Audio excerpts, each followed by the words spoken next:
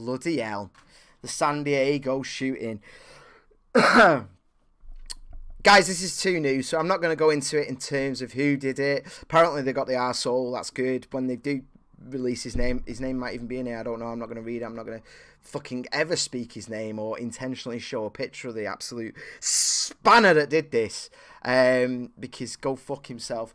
But I do want to talk about the reaction. I'm sure we'll go into the details on Tuesday's show, and what really annoys me with this, what's really, really frustrating with me, you know, we've had a huge shooting again, San Diego, and it's the Jews this time.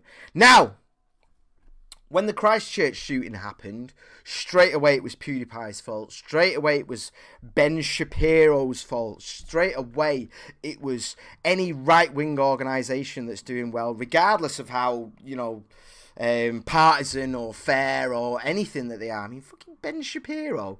Jesus Christ.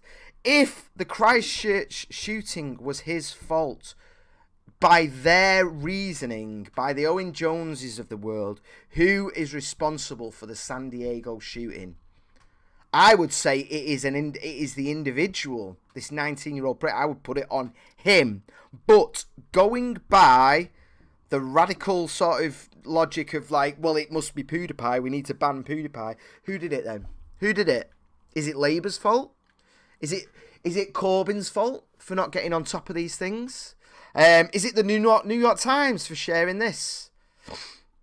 Disgusting imagery. Now, here's the thing, man. I stand by the New York Times doing this. I don't like it. I think it's disgusting. I think it's anti-Semitic. But I honestly would prefer things were just out there.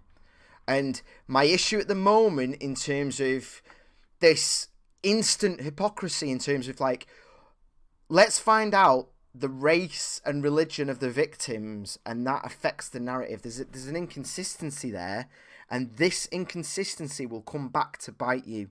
It will. It really, really will. And, you know, what happens, I mean, this was the New York Times, the Times of Israel are resharing it to say, what the fuck are you doing? The same rules that you use to destroy people, the same rules that you use to deplatform people will fuck you. Hence, all these layoffs at BuzzFeed and all the rest of it.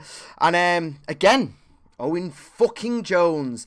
After the Christchurch massacre, no more resignation to and tolerance of the media whipping up racism and bigotry. It should have happened before, but we have to fight back. That is actually one of the tamer tweets that he's done on the subject. Well, if Christchurch is their fault, who is to blame? Is it your mates, Owen? Is it Momentum? Because I see them share a lot of this shit. I see them share a lot of this, you know, to the point where any criticism of Israel has been muddied so much now that any criticism of Israel comes across as anti-Semitic. I mean, a lot of it fucking is. But this really scares me, man. It really, really scares me. I do want to get into this, and I'm going to go into it later, though. There has been a screenshot that I haven't been able to verify yet that this fella posted on 8chan in the same way that the Christchurch one did, and they're saying they contacted the FBI and the FBI didn't do anything. I would love to see if this is true. I can't wait for the investigation. I can't speak on it one way or the other at the moment. I know some people are going all in like, this is disgusting, the FBI ignored it because they were Jews and all that other nonsense, but let's just hold back on this, because some people just fake screenshots, some people, this 8chan post did appear, but that doesn't mean this person is telling the truth when they said they phoned the FBI. They could just be fishing for likes, attention, whatever. But yeah, again, going by the far left's logic, who's to blame? Let me know. I'd love to know. Apart from Owen Jones. You know what I mean, though? If we're going to keep saying this stuff, if we're going to keep sending this rhetoric out there, then it's going to fuck you over. And again, this carries on from it, actually. Do you remember the whole Christian thing that Aidan was talking about on Thursday? The Easter, we've finally got it to Easter Sunday now. They're not just Easter worshippers. So when there's been reports, as there was always going to be, that there's been backlash against Muslims, which is, you know, the main reason for these disgusting terrorist attacks, the New York Times has suddenly remembered Sri Lanka's Muslims face an angry backlash. It's funny how they suddenly remember the religion of these people, isn't it? they faced a backlash. I mean, actually, Channel 4, I can't stand Channel 4 these days, but they did a really good piece that went to a very, very mixed area in Sri Lanka, and it was, people were going out of their way to say, no, this will not divide us. There's lots of different religions. We all live together. We all support each other. And, you know, respect to Channel 4 for putting that message out there. Whether you can take the facts and present anything you want. And I do like the fact that they try to spread that message. Unlike this thing, man. Why won't they just say Christians? I'm not a Christian, but Jesus Christ, guys. You can say it, you know. You are allowed to say it. Fucking. Oh, yeah. Another thing on this, man. I can't believe this. So, obviously, the Christchurch shootings. This fella, Philip Arps, has pleaded guilty to 2 counts of distributing the mosque video and remain in jail until he's sentenced on June 14th. He faces a maximum penalty of 14 years in prison.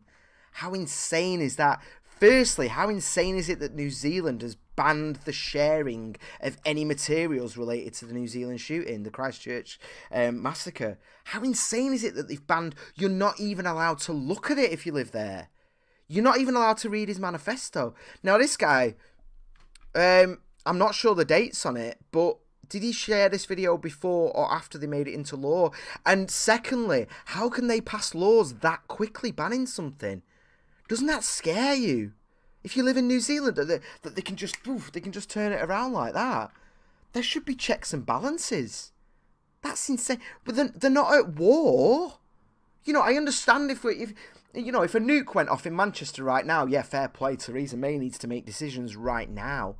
But in terms of someone sharing a video, I mean, admittedly, he doctored it. Apparently, he put. I mean, I've not seen it, but he sent it to unknown persons inserting... Oh, right, here we go. Prosecutors accused the 44-year-old man of sending the video to an unknown person and instructing that person to insert crosshairs and include a kill count. Disgusting. Prosecutors say he then forwarded the entire chilling 17-minute video to 30 associates. Right, okay, that's disgusting. That is like, you know, a kill count. God knows what else. I don't know. Sound effects. That's a disgusting act.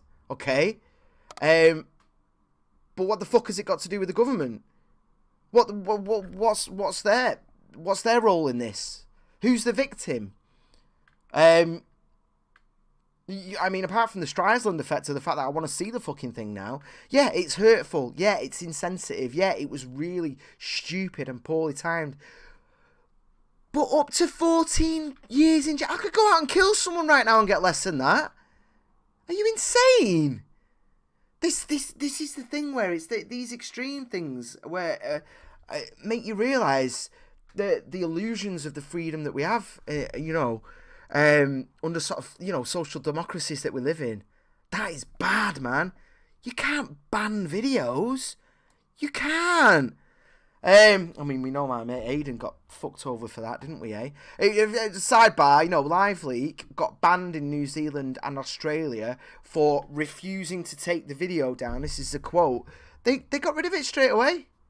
They literally got rid of it straight away, and still they got banned because they're just waiting for an excuse, aren't they?